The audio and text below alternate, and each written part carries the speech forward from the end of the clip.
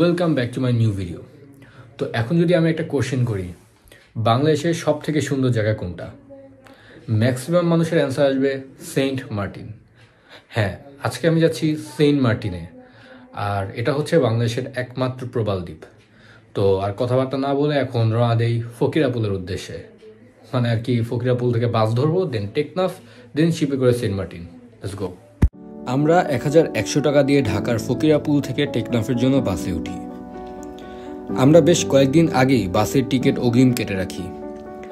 বাজেটের বিবেচনায় রিল্যাক্সের এই বাসটি আমার কাছে বেশ আরামদায়ক এবং ভালো মনে হয়েছে।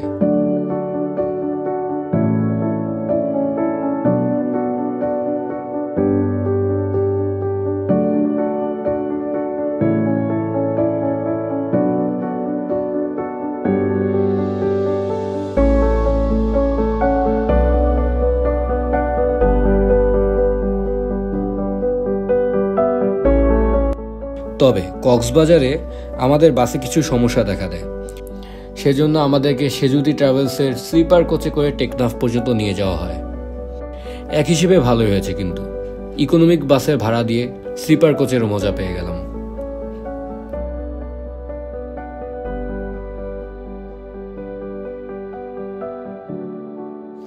সো এই মুহূর্তে আমি আছি টেকনাফে। আমাদের বাস কিছুক্ষণ লেট করে পৌঁছাইছে, দ্যাটস ওয়াই আমরা এখন 8টা বাজে টেকনাফে।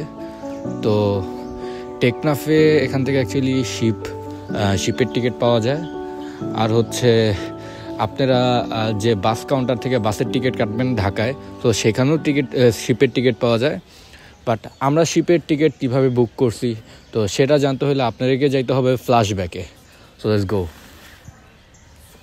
আমরা এলিফ্যান্ট রোডের বাটা সিগন্যাল মোড়ে সাহেরা ট্রপিক্যাল সেন্টারে যাই। লেভেল 12-এ sea view resort and sports নামের একটা রিসোর্টের অফিস আছে। এরা বাস এবং শিপ টিকিটের বুকিং করে থাকে। এছাড়াও তাদের রিসোর্ট বাদে অন্যান্য রিসোর্টেরও বুকিং করে থাকে।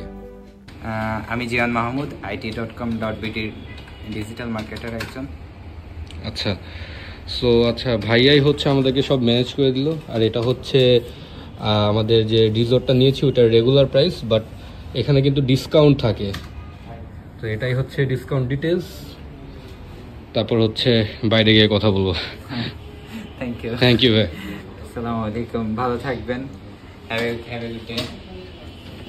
অনেকক্ষণ দরদাম করে পার পার্সন 1000 টাকায় শিপ টিকিট এবং 2 রাতের জন্য 3800 টাকায় তাদের রিসোর্টটাই আমরা বুক করে ফেলি। আমরা এখন এই হোটেলে আছি। এখানে হচ্ছে 10 টাকা করে পরোটা আর 30 টাকা করে ভাজি। মামা ডিম ভাজতেছে।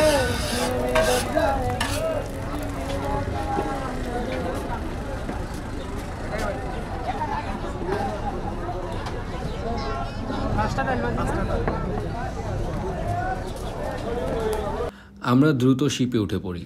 ওইখানেও ঘটে অন্য ঘটনা। আমরা কেয়ারে সিনবাদের টিকিট কাটি, কিন্তু ওই দিন কেয়ারে সিনবাদ শিপটা বন্ধ ছিল। তাই কেয়ারি কোম্পানির অন্য আরেকটা শিপ কেয়ারি ক্রুজ অ্যান্ড ডাইনে করে আমাদের নিয়ে যাওয়া হয় সেন্ট মার্টিন পর্যন্ত, যে শিপটা কেয়ারি সিনবাদের তুলনায় কিছুটা লাক্সারি। সো আমাদের সাথে আরেকটা ঘটনা হয়ে গেছে, সেটা হচ্ছে আমরা কেয়ারি সিন্দাবাদের জন্য টিকিট কাটছিলাম, বাট আমাদেরকে কেয়ারি ক্রুজ অ্যান্ড ডাইন দিয়ে দিয়েছে, যেটা ভালো আমাদের জন্য। এখন শুরু হয়ে গেল সেন্ট মার্টিনের উদ্দেশ্যে যাত্রা। নাফ নদীর উপর দিয়ে মিয়ানমারের পার ঘেঁষে ভেসে যাওয়া এই যাত্রা শুরুটাই যেন প্রকৃতির ঝলক দেখানো শুরু করে দিয়েছে। এরপর আবার পাখিদের আনাগোনা, একে একে যেন আমরা এই যাত্রার স্বাদ পেতে শুরু করি।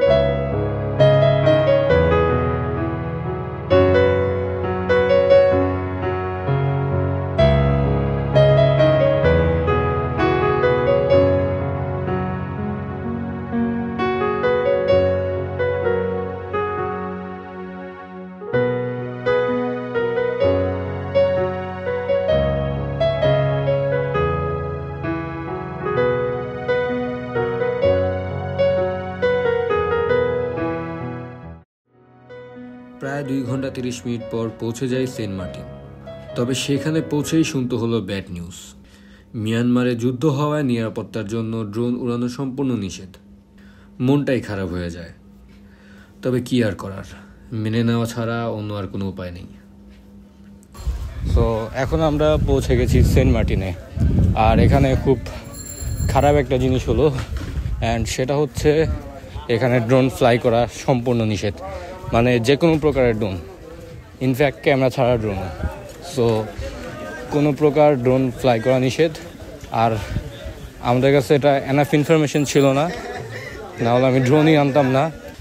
এখন আমি আর কি লিখিত দিয়ে আসছি যে ড্রোন যদি ফ্লাই করি রাডারে ধরা পড়বে, আর ধরা পড়লে আমার ড্রোনটা বাজেয়াপ্ত করা হবে। সো এটা আমার লিখিত একটা স্টেটমেন্ট আমি দিয়ে আসছি। তারপরও ড্রোন ফ্লাই করব না, মানে ব্যাপারটা অনেক কষ্ট লাগতেছে আমার কাছে। যাই হোক, দেখা যাক। ট্যুরের স্টার্টিংটা অনেক ভালো ছিল, বাট এখন এখানে এসে এমন একটা শক খাবো ভাবতেও পারি নাই। আমরা হেঁটে চলে যাই আমাদের বুক করা রিসোর্টে। রিসোর্টটা খুব একটা দূরে না, আর মাত্র এতটুক দূরত্বের জন্য 200 টাকা অটো ভাড়া আমাদের কাছে খুবই অযথা মনে হয়েছে।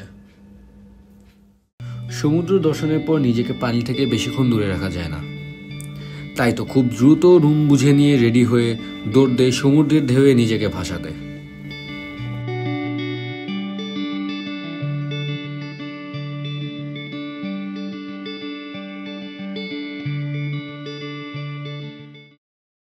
পানিতে প্রায় বেশ কিছুক্ষণ ঝাপাঝাপি করে আমরা ভালো মতো ফ্রেশ হয়ে লাঞ্চ করতে বের হই।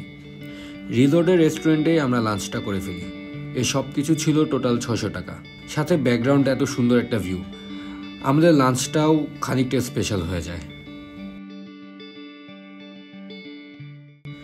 তারপর বিকালে গোল্ডেন আওয়ারে সাইকেল চালিয়ে কিছু গোল্ডেন মেমোরি আর এক্সপিরিয়েন্স প্রাপ্ত করে ফেলি।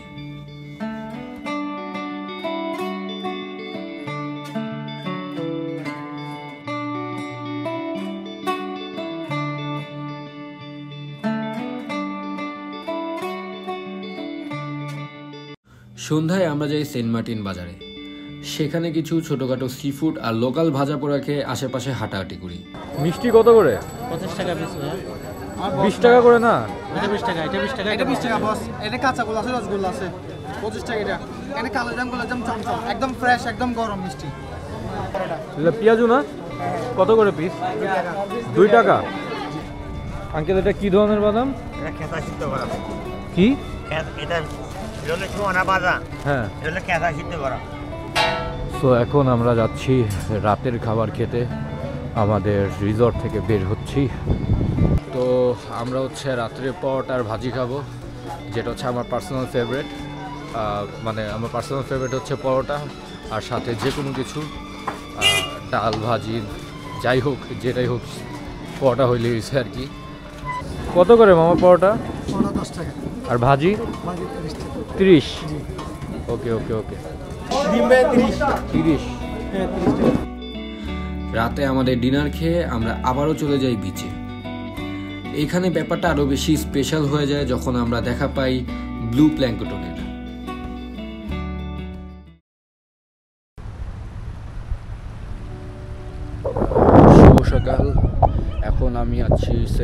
মার্টিন বিচে। আর একটু পরে আমরা হচ্ছে নাস্তা খেয়ে রওনা দিব হচ্ছে ছেড়া দ্বীপের উদ্দেশ্যে। এখন সময় হচ্ছে সকাল 7টা, আর পুরো বিচ খালি, আর ঠান্ডাও প্রচুর ঠান্ডা। বাট ওই যে একটা ব্যাপার বারবার কষ্ট লাগতেছে যে আমি কোনো প্রকার ড্রোন ফ্লাই করতে পারবো না, কারণ এখানে একদম কড়াভাবে রেস্ট্রিক্ট করা আছে। তো যেহেতু নিয়ম আমাদের মানতে হবে, নিয়ম না মেনে কি লাভ, কই যাব। আমি একটা নতুন সেশন শুরু করব, যে জিনিসটা হচ্ছে হোটেল বা রুম রিভিউ নিই। সো এটা হচ্ছে একটা শর্ট বা কী বলবো, মানে শর্ট বা রিল টাইপের একটা ছোট ভিডিও থাকবে, যেটার ভিতর হচ্ছে বিভিন্ন হোটেলের আমি যেখানে স্টে করছি ওইখানের রিভিউ থাকবে, বিস্তারিত থাকবে। সো আমি হয়তো বা একটা শর্ট ব্রিফ দিয়ে দিব আমার ব্লগে, আমার পার্সোনাল ওপিনিয়ন ওয়াইজ এটা কি রিকমেন্ডেড নাকি রিকমেন্ডেড না। সো এই জিনিসটাই হচ্ছে থাকবে। যাই হোক, কিছুক্ষণ হাঁটাহাঁটি করবো, তারপর হচ্ছে নাস্তা করতে যাবো।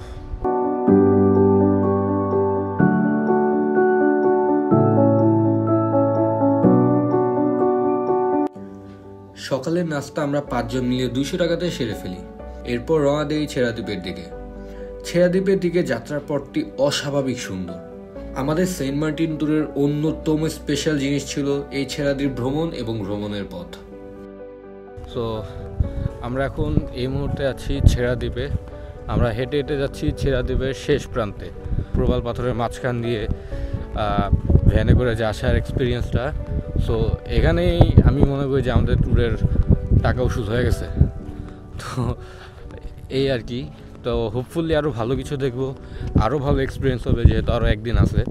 তো দেখি আরও ভালো কিছু দেখবো ইনশাল্লাহ।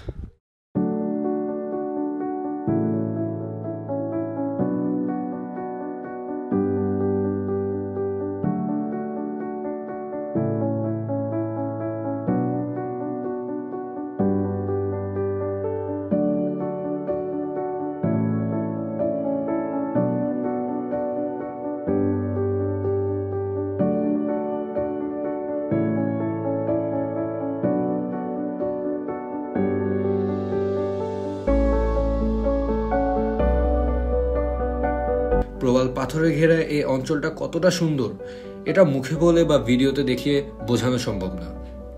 আমরা যাই বাংলাদেশের সর্বশেষ পয়েন্টে। এখানে চা পানি খেয়ে আমরা চলে যেতে থাকি ছেড়া দ্বীপ ছেড়ে।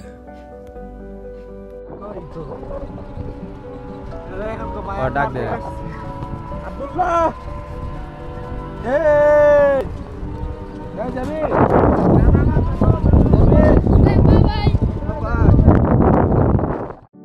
হোটেলে ফিরে আমার বন্ধুরা সবাই চলে যায় পানিতে ভিজতে, আর আমি একটা পাশে তাদের জিনিসপত্র নিয়ে দাঁড়িয়েছিলাম, কারণ আমার মন খারাপ ছিল।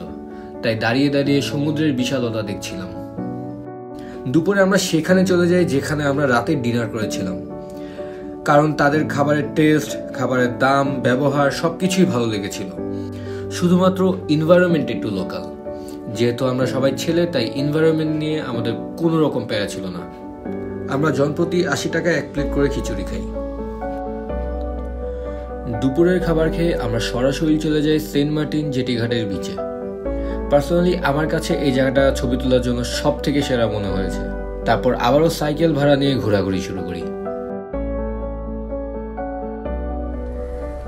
থ্যাঙ্কস ধ্রুব ভিডিও করার জন্য। I love welcome, most welcome. অনেক কষ্ট করে ভিডিও করতেছে, সাইকেল এক হাতে হ্যান্ডেল করে আরেক হাতে ক্যামেরা।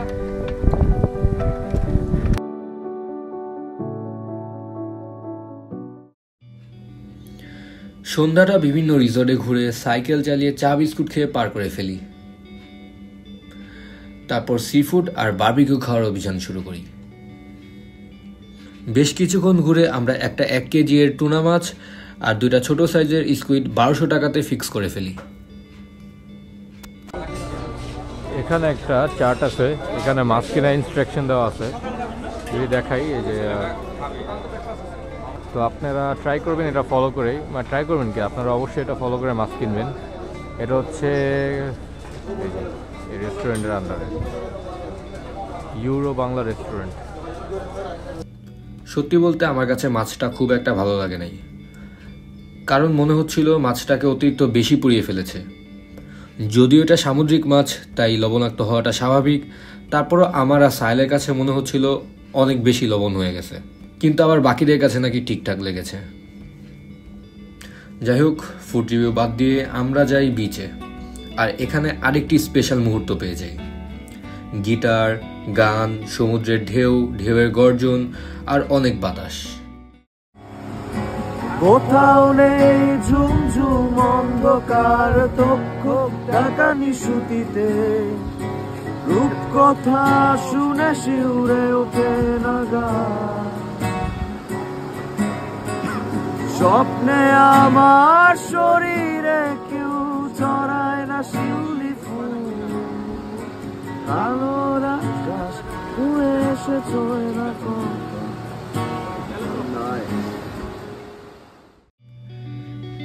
সকালে বেশ কিছুক্ষণ এদিক সেদিক হাঁটাহাঁটি করে আমরা রুমে ফিরে যাই, তারপর রুম চেক আউট করি। দুপুরে জনপ্রতি 80 টাকা দিয়ে ডিম পোলাও খাই। তারপর আমরা সেন্ট মার্টিন জেটি ঘাটে গিয়ে আমাদের শিপে উঠে পড়ি। সেন্ট মার্টিন থেকে এই বিদায় যাত্রাটাও ছিল অনেক বেশি সুন্দর।